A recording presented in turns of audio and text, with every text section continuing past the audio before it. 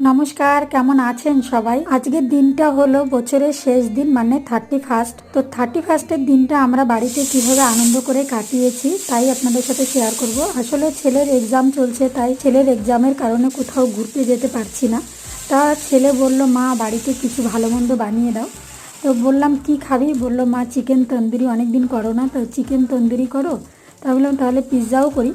তো সাথে সাথে পিৎজা আর চিকেন তন্দুরি করে ফেললাম বাড়িতে। এই চিকেন তন্দুরিটা খেতে খুবই ভালো হয়, আর খেতে খুব ভালোও হয়েছিল। এরকম হোমমেড চিকেন তন্দুরি বা পিৎজা বাড়িতে করলে কিন্তু খুব টেস্ট হয়। সব সময় আনন্দ করার জন্য যে বাইরেই যেতে হবে এমন কোনো কথা নয়।